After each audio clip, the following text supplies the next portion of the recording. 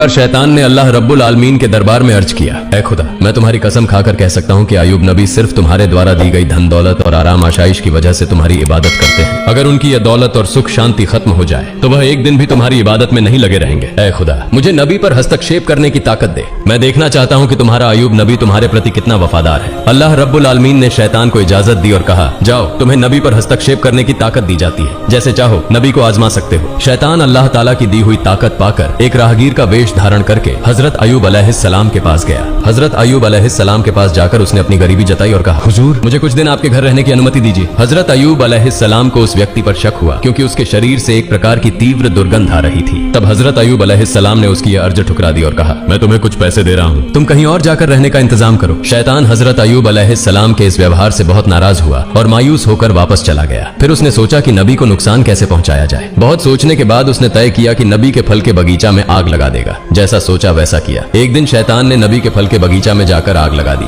शैतान द्वारा लगाई गई आग में कई फल के बगीचा जलकर राख हो गए। बगीचा के कर्मचारी दौड़कर नबी के पास यह खबर देने पहुंचे। उनसे यह समाचार सुनकर हजरत अय्यूब अलैहिस्सलाम ने कहा, अल्हम्दुलिल्लाह, अल्लाह का दिया हुआ माल अल्लाह ने वापस ले लिया, इसमें मेरे चिंतित होने की कोई वजह नहीं है। शैतान ने जब देखा कि हजरत अय्यूब अलैहिस्सलाम फल के बगीचा नष्ट होने के बाद भी जरा सा भी विचलित नहीं हुए तो उसके दिल में जलन बढ़ गई। फिर उसने दोबारा सोचना शुरू किया कि नबी को और किस तरह से नुकसान पहुंचाया जाए। अगले दिन शैतान नबी के अस्तबल में गया और वहां आग लगा दी। आग तूफान की तरह फैल गई, जिससे सारे जानवर जलकर मर गए और कुछ गडेरिये भी आग में झुलस कर मर गए। बाकी गडेरिये यह खबर तुरंत नबी के पास लेकर पहुंचे। यह खबर सुनकर हजरत अय्यूब अलैहिस्सलाम ने नमाज की नियत की और कहा, अल्लाह का दिया हुआ माल अल्लाह ने वापस ले लिया, इसमें मुझे विचलित होने की कोई जरूरत नहीं है। शैतान ने जब देखा कि इतनी बड़ी घटना के बाद भी नबी जरा भी परेशान नहीं हुए तो उसके दिल में और ज्यादा जलन पैदा हुई। अब उसने नबी को और बड़ा नुकसान पहुंचाने का इरादा किया। हजरत अय्यूब अलैहिस्सलाम के 12 बच्चे थे जो हर दिन एक शिक्षक से शिक्षा लेने के लिए मदरसे जाया करते थे। एक दिन सुबह हमेशा की तरह हजरत अय्यूब अलैहिस्सलाम के 12 बच्चे शिक्षक के पास पढ़ने गए। उसी समय शिक्षक किसी काम से मदरसे से बाहर गए और शैतान ने इस मौके का फायदा उठाकर मदरसे की छत गिरा दी। छत गिरने से हजरत अय्यूब अलैहिस्सलाम के 12 बच्चे मलबे के नीचे दबकर मर गए। मदरस के शिक्षक डरते डरते हजरत अय्यूब अलैहिस्सलाम के पास आए और कहा, ऐ अल्लाह के नबी, मैं किसी काम से बाहर गया था, इसी बीच इमारत की छत गिर गई और आपके 12 बच्चे उसमें दबकर चल बसे।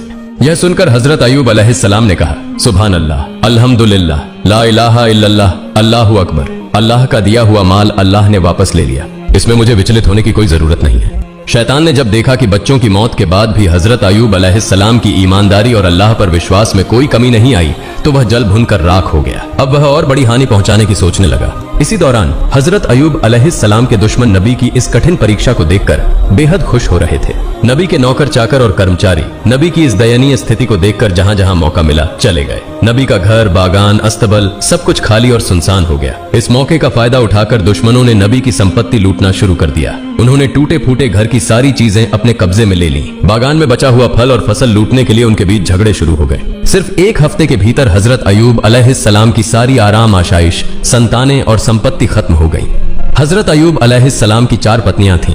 उनमें से 3 झगड़कर और बहस करके नबी को छोड़कर चली गईं। सिर्फ हजरत रहीमा अलैहिस्सलाम उनके साथ रहीं। वह नबी को छोड़कर जाने वाली नहीं थीं। वह हर समय नबी के साथ खड़ी रहीं। देश के लोग नबी के नबूवत के दावे का मजाक उड़ाने और ताने देने लगे। कुछ ने कहा, अगर अय्यूब सच में अल्लाह के नबी होते तो उन पर ऐसा गजब क्यों आता? वह नबी नहीं है। उनकी झूठी नबूवत के दावे के कारण अल्लाह का गजब उन पर उतरा है। इधर नबी के अनुयायियों के बीच भी दरार पड़ने लगी। उनकी यह स्थिति देखकर शैतान भी पूरी तरह संतुष्ट नहीं हो सका, क्योंकि सब कुछ खत्म हो जाने के बावजूद हजरत अय्यूब अलैहिस्सलाम में कोई बदलाव नहीं आया। वह अपने इबादत खाने में पहले की तरह पूरी तल्लीनता से इबादत कर रहे थे, जैसे उन्हें अपने आसपास हुई तबाही की कोई खबर ही न हो। न उनके चेहरे पर मायूसी थी, न अफसोस का कोई निशान। नबी के इबादत खाने के पास से गुजरने वाले लोग उन्हें ताने देते हुए कहने लगे, ए अय्यूब, तुम नबूवत का दावा करके बर्बाद हो गए। तुम्हारे लिए नबूवत का दावा छोड़ देना ज्यादा बेहतर होता। हम न नबी हैं न गजब का शिकार हुए हैं। लोग और भी कई तरह की ताने और अपमानजनक बातें नबी के खिलाफ कहते रहे, लेकिन हजरत अय्यूब अलैहिस्सलाम ने इन बातों पर कोई ध्यान नहीं दिया। उन्होंने लोगों के साथ मेलजोल पूरी तरह से खत्म कर दिया और इबादत में डूबे रहे। यह सब देखकर शैतान और ज्यादा बेचैन हो गया। वह और साजिशें रचने के बारे में सोचने लगा। शैतान यह सोचने लगा कि नबी को और अधिक गंभीर नुकसान कैसे पहुंचाया जा सकता है। बहुत सोचने के बाद उसने एक साजिश रची। अपनी योजना के अनुसार वह नबी से मिलने की इच्छा जताकर उनके पास पहुंचा। नबी से मिलते हुए उसने कहा, हुजूर, मैं आपका एक भक्त हूँ, मुझे आपसे कुछ अर्ज करनी है। इस बहाने वह नबी से बात करता रहा और फिर अपना मुंह उनके कान के पास ले जाकर दोनों कानों में फूंक मारकर वहां से चला गया। अगले दिन नबी के शरीर पर फफोलों जैसे फोड़े निकल आए। उनका शरीर दर्द से भर गया और वे वे बहुत बीमार हो गए। उनकी इबादत में थोड़ी रुकावट आने लगी। हजरत रहीमा अलैहिस्सलाम ने उनकी देखभाल शुरू कर दी। धीरे धीरे वे फोड़े बड़े होकर घाव बन गए। लंबे समय तक इसी स्थिति में रहने के बाद नबी के शरीर में कीड़े पैदा हो गए। कुछ दिनों के बाद इन कीड़ों की संख्या बढ़ने लगी। ये कीड़े नबी के शरीर का मांस और खून खाने लगे। दूसरी ओर हजरत रहीमा के पास जमा किया हुआ सारा पैसा और सामान खत्म हो गया।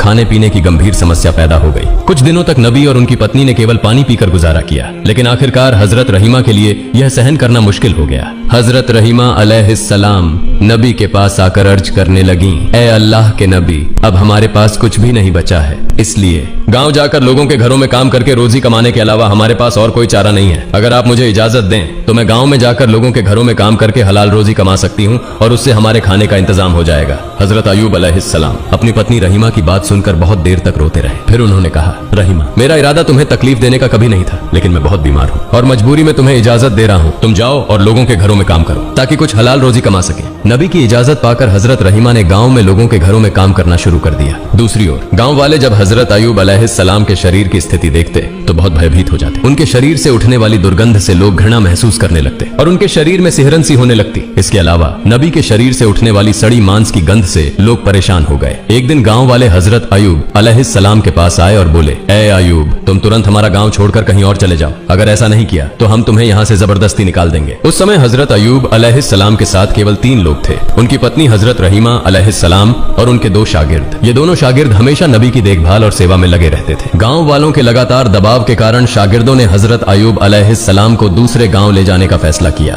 कई घंटे तक सफर करने के बाद वे एक और गांव पहुंचे, लेकिन उस गांव के लोग भी नबी की हालत देखकर घबरा गए और बोले, तुम इसे तुरंत यहाँ से लेकर चले जाओ, नहीं तो हम तुम्हें मारकर यहाँ से भगा देंगे। इस तरह शागिर्दों ने हजरत अयूब अलैहिस्सलाम को 7 अलग अलग गांवों में घुमाया, लेकिन कोई भी गांव उन्हें आश्रय देने को तैयार नहीं हुआ। आखिरकार शागिर्द परेशान हो गए। वे नबी को रास्ते के किनारे कचरा और गंदगी डालने की जगह पर एक पेड़ की छाया के नीचे छोड़कर चले गए। जाने से पहले वे आपस में बातें करने लगे। हजरत अयूब अलैहिस्सलाम अल्लाह के नबी होने के बावजूद इस तरह की मुसीबत में क्यों फंसे? एक शागिर्द ने जवाब दिया, शायद उन्होंने अल्लाह ताला की मर्जी के खिलाफ कुछ किया होगा, नहीं तो ऐसी हालत क्यों होती। दूसरे ने पहले की बात का समर्थन करते हुए कहा, जब नबी अल्लाह के दिए कामों से भटक गए हैं तो अब उनके साथ रहने से हमें कोई फायदा नहीं, चलो हम यहाँ से चले जाते हैं। दोनों इस बात पर सहमत हुए और हजरत अयूब अलैहिस्सलाम को पेड़ के नीचे छोड़कर चले गए। हजरत रहीमा अलैहिस्सलाम हजरत अयूब अलैहिस्सलाम को छोड़कर जाने वाली महिलाओं में से नहीं थी। वे हमेशा नबी की सेवा में व्यस्त रहती थीं। दिन के कुछ समय में वह लोगों के घरों में नौकरानी का काम करती और जो थोड़ा बहुत कमा पाती उससे अपने पति के लिए दवा और भोजन का इंतजाम करती थी। इस तरह समय बीतता रहा। हजरत अयूब अलैहिस्सलाम के शरीर से कभी कुछ कीड़े मर जाते तो कभी नए कीड़े पैदा हो जाते। उनके शरीर पर कीड़ों की संख्या लगातार बढ़ती ही जा रही थी। उनके शरीर पर अब केवल हड्डियां और थोड़ा सा मांस ही बचा था। एक दिन उनके शरीर से कुछ कीड़े गिरकर जमीन पर आ गए। तब हजरत अयूब अलैहिस्सलाम ने अपनी पत्नी रहीमा अलैहिस्सलाम को बुलाकर कहा, रहीमा, इंसान मिट्टी से बना है और मरने के बाद उसका शरीर फिर मिट्टी में बदल जाता है। अगर मेरे शरीर का मांस और खून अल्लाह के इन कीड़ों की भूख मिटाने में काम आ रहा है तो इसमें कोई आपत्ति नहीं होनी चाहिए। कम से कम इससे इन्हें भोजन मिल रहा है। जो कीड़े मेरे शरीर से गिरे हैं उन्हें वापस उठाकर मेरे शरीर पर रख दो ताकि उन्हें अपना भोजन पूरा मिल सके। हजरत रहीमा अलैहिस्सलाम ने अपने पति के आदेश का पालन किया और गिरे हुए कीड़ों को उठाकर फिर से उनके शरीर पर लगा दिया। एक दिन हजरत रहीमा अलैहिस्सलाम गांव गईं, लेकिन उन्हें कोई काम नहीं मिला। इस वजह से वे बहुत चिंतित हो गईं। उनके मन में बार बार यह सवाल उठ रहा था कि आज वे अपने पति को खाना कैसे खिलाएंगी। उन्होंने पूरे गांव में काम ढूंढने के लिए बहुत कोशिश की, लेकिन कहीं भी उन्हें काम नहीं मिला। आखिरकार वह एक महिला के पास गईं और उनसे कहा, हे सम्मानित महिला, क्या आप मुझे आज के लिए कुछ पैसे उधार दे सकती हैं? मैं कल आपको ये पैसे वापस कर दूंगी। मेरा पति बहुत बीमार है और मैं आज कोई काम नहीं ढूंढ पाई हूँ। अगर आप मुझे कुछ पैसे उधार देंगी तो मैं अपने पति के लिए दवा और खाना ला सकूंगी, नहीं तो उन्हें भूखा रहना पड़ेगा। कृपया मुझ पर दया करें। महिला ने हजरत रहीमा अलैहिस्सलाम की बात सुनकर कहा, मैं किसी को पैसे उधार नहीं देती। मैंने पहले बहुत से लोगों को पैसे उधार दिए हैं,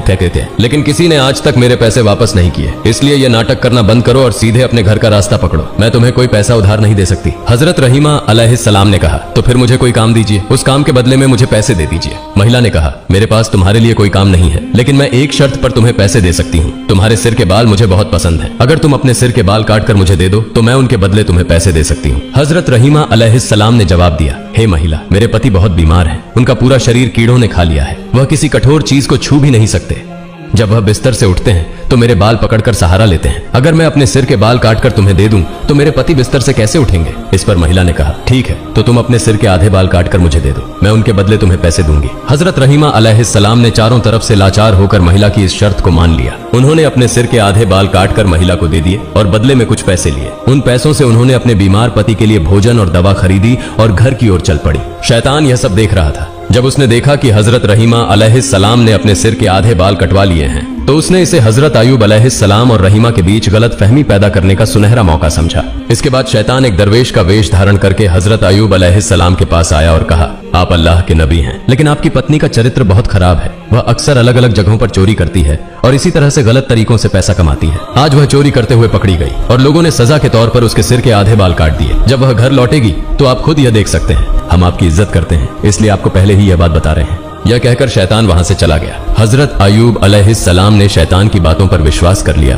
और गुस्से से भर उठे। उन्होंने अकेले में कहा, मेरी पत्नी इतनी गिर सकती है, यह मैंने कभी सोचा भी नहीं था। अब मैं उसके कमाए हुए पैसे से खाना नहीं खाऊंगा। वह मुझे अब तक गलत तरीके से कमाए हुए पैसे से खिलाती रही है, इसलिए मैं अल्लाह के सामने बहुत शर्मिंदा हूँ। हे मेरे पालनहार रहमान और रहीम, मुझे माफ कर दे। अगर मैं स्वस्थ हो जाऊं तो मैं निश्चित रूप से उसे 100 कोड़े मारूंगा। फिर मैं अल्लाह की कसम खाकर कहता हूँ कि मैं स्वस्थ होने के बाद उसे 100 कोड़े जरूर मारूंगा। उस दिन शाम को हजरत अयूब अलैहिस्सलाम ने अपनी पत्नी के बारे में सुनी हुई बातों को लेकर बहुत व्यथित महसूस किया। उसी शाम जब हजरत रहीमा अलैहिस्सलाम घर लौटी तो हजरत अयूब अलैहिस्सलाम ने उनसे कोई बात नहीं की। रहीमा अलैहिस्सलाम ने अपने पति की यह हालत देखकर अत्यंत विनम्रता के साथ उनसे पूछा, हे मेरे प्रिय पति, क्या हुआ? आप मुझसे कोई बात क्यों नहीं कर रहे हैं? लेकिन हजरत अयूब अलैहिस्सलाम ने उनकी बात का कोई उत्तर नहीं दिया। इसके बाद रहीमा अलैहिस्सलाम ने उनके लिए खाना और दवा पेश की, लेकिन अयूब अलैहिस्सलाम ने उसे भी ठुकरा दिया। रहीमा अलैहिस्सलाम ने उनके पैरों को पकड़ लिया और रोते हुए कहा, हे मेरे प्रिय पति, कृपया मुझे बताइए, आप मुझसे क्यों नाराज हैं? तब हजरत अयूब अलैहिस्सलाम ने कहा, मैंने कभी कल्पना भी नहीं की थी कि तुम्हारा चरित्र इतना गिर सकता है। तुम चोरी करके मुझे अब तक खाना खिलाती रही हो। तुम्हारा गलत तरीके से कमाया हुआ पैसा मैं खा रहा था। यह सोचकर मैं खुद को माफ नहीं कर सकता। आज एक दरवेश ने आकर मुझे तुम्हारे बारे में बताया। उसने कहा कि तुम चोरी करते हुए पकड़ी गई हो और इसी कारण लोगों ने तुम्हारे सिर के आधे बाल काट दिए। हजरत रहीमा अलैहिस्सलाम ने अपने पति के मुंह से यह बात सुनी तो ऐसा लगा जैसे उनके पैरों तले जमीन खिसक गई हो। उनकी आंखों से आंसू बहने लगे। तब उन्होंने दोनों हाथ उठाकर अल्लाह से फरियाद की, हे अल्लाह, हे रहमान और रहीम, तुम सब जानते हो मैंने जो भी किया उसकी क्या मंशा थी। यह तुमसे छुपा नहीं है। मैं नहीं जानती कि मेरे पति को किसने या क्यों मेरे खिलाफ झूठी बातें बताई। हे अल्लाह, तुम मेरे पति को सच्चाई से अवगत कराओ। रहमान और रहीम, मैं इसके लिए इंसानों के सामने नहीं गिड़गिड़ाऊंगी। तुम मेरे एकमात्र सहारे हो। तुम सबसे बड़े न्यायाधीश हो, इसलिए जिसने भी मेरे पति के मन में मेरे खिलाफ यह गलत फहमी पैदा की है उसका सही न्याय तुम करो। हजरत रहीमा अलैहिस्सलाम की इस फरियाद को सुनकर अल्लाह का अर्श कांप उठा। तभी अल्लाह रब्बुल आलमीन ने हजरत जिब्राइल अलैहिस्सलाम को हजरत अयूब अलैहिस्सलाम के पास भेज दिया। हजरत जिब्राइल अलैहिस्सलाम ने हजरत अयूब अलैहिस्सलाम के पास आकर कहा, हे अल्लाह के नबी, आपकी पत्नी अत्यंत नेक और ईमानदार है। शैतान ने एक दरवेश का रूप धरकर आपको भ्रमित किया और आपकी पत्नी के बारे में झूठी बातें बताईं। वास्तव में आपकी पत्नी निर्दोष है, इसलिए आप अपनी पत्नी के द्वारा पेश किया गया खाना खाएं और उनके प्रति खुश और राजी हो जाएं। हजरत जिब्राइल अलैहिस्सलाम की बातें सुनकर हजरत अयूब अलैहिस्सलाम ने अपनी पत्नी रहीमा अलैहिस्सलाम को बुलाकर कहा, रहीमा, मुझे माफ कर दो। शैतान ने तुम्हारे बारे में मुझे झूठी बातें बताई जिनसे मैं भ्रमित हो गया। मैं इसे समझ नहीं पाया और तुम मुझसे नाराज मत होना, क्योंकि मैंने जो कुछ कहा वह अनजाने में कहा। अब मैं कभी भी तुम पर गुस्सा नहीं करूंगा। हजरत रहीमा अलैहिस्सलाम ने अपने पति के मुंह से यह बातें सुनकर बेहद खुशी महसूस की।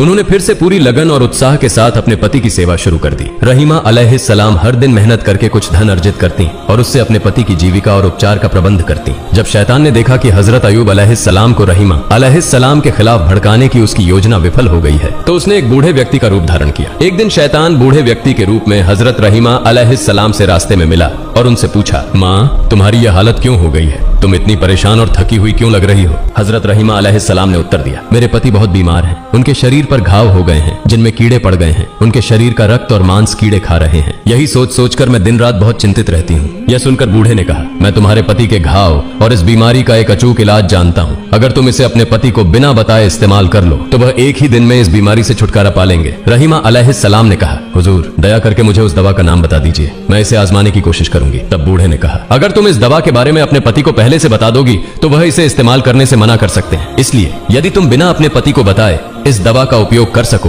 तो निश्चित रूप से वह स्वस्थ हो जाएंगे। इसके बाद बूढ़े व्यक्ति ने हजरत रहीमा अलैहिस्सलाम से पूछा, माँ, तुम्हारे पति का नाम क्या है? हजरत रहीमा अलैहिस्सलाम ने उत्तर दिया, मेरे पति का नाम हजरत अयूब अलैहिस्सलाम है। वह अल्लाह के एक नबी हैं। जीवन के आरंभिक समय में वह बहुत संपन्न थे, लेकिन बाद में अल्लाह रब्बुल आलमीन ने उन्हें विभिन्न आजमाइशों और मुश्किलों में डाला। अब वह एक गंभीर बीमारी से ग्रस्त हैं। शैतान जो बूढ़े व्यक्ति का रूप धारण किए हुए था, रहीमा अलैहिस्सलाम की बातें सुनकर बोला, जब उन्हें गांव के लोगों ने बाहर निकाल दिया था तो मैंने उन्हें एक बार देखा था। उनके लिए मेरे पास उपयुक्त दवा है। हजरत रहीमा अलैहिस्सलाम ने कहा, हुजूर, कृपया मुझे वह दवा दे दीजिए। बूढ़े व्यक्ति ने कहा, तुम यहीं थोड़ी देर प्रतीक्षा करो, मैं दवा लाकर अभी तुम्हें देता हूँ। यह कहकर बूढ़ा व्यक्ति वहां से चला गया। हजरत रहीमा अलैहिस्सलाम वहीं खड़ी उसकी प्रतीक्षा करने लगी। कुछ समय बाद बूढ़ा व्यक्ति एक बोतल में पानी जैसी दवा और मांस जैसा पदार्थ लेकर आया। उसने रहीमा अलैहिस्सलाम के हाथ में बोतल देते हुए कहा, यह दवा उनके शरीर पर लगाना और यह मांस जैसी दवा भूनकर उन्हें खिलाना। देखना, अगले दिन तक उनका आधा स्वास्थ्य लौट आएगा, और अगर अगले दिन भी इसी तरह इसका उपयोग किया गया तो वह 2 दिनों के भीतर पूरी तरह ठीक हो जाएंगे। इसके बाद बूढ़ा व्यक्ति लंबी लंबी बातें करने लगा। हजरत अय्यूब अलैहिस्सलाम अल्लाह के नबी हैं, हमारे प्रिय मार्गदर्शक। उनके प्रति हमारे दिल में गहरी मोहब्बत है। उनके लिए थोड़ा सा भी भला कर पाऊं तो खुद को धन्य समझूंगा। मैं उनका बहुत बड़ा भक्त हूं, लेकिन उनके दुश्मनों और विरोधियों की वजह से मैं उनका हालचाल नहीं ले पाया, लेकिन भविष्य में मैं खुद उनसे मिलने की कोशिश करूंगा। शैतान ने इस तरह की लंबी बातें कहकर हजरत रहीमा अलैहिस्सलाम का विश्वास जीत लिया और वहां से चला गया। हजरत रहीमा अलैहिस्सलाम वह दवा लेकर अपने नबी के पास पहुंची। पहले उन्होंने उनके लिए खाने का इंतजाम किया। इसके बाद वह बहुत देर तक सोचती रहीं कि इस दवा का उपयोग करें या नहीं, लेकिन अंततः वह हजरत अय्यूब अलैहिस्सलाम को बिना बताए दवा का उपयोग करने का साहस नहीं कर सकी। इसलिए वह नबी के पास जाकर बोली, हे अल्लाह के नबी, आज एक वृद्ध व्यक्ति ने मुझे रास्ते में एक प्रकार की दवा दी है और उसने कहा कि यदि इस दवा का नियमित रूप से 2 दिन उपयोग किया जाए तो आप पूरी तरह से स्वस्थ हो जाएंगे। हजरत अय्यूब अलैहिस्सलाम ने हजरत रहीमा अलैहिस्सलाम की बात सुनकर कहा, हे रहीमा, क्या तुम सोचती हो कि मेरी यह बीमारी दवा से ठीक हो जाएगी? यह बीमारी तो अल्लाह ने मुझे दी है और वही मुझे ठीक करेगा, कोई दवा इसे ठीक नहीं कर सकती। हजरत रहीमा अलैहिस्सलाम ने कहा, जिसने यह दवा दी है वह एक मुसलमान है, वह आपका भक्त है और इसलिए मुझे उसकी दवा पर कोई संदेह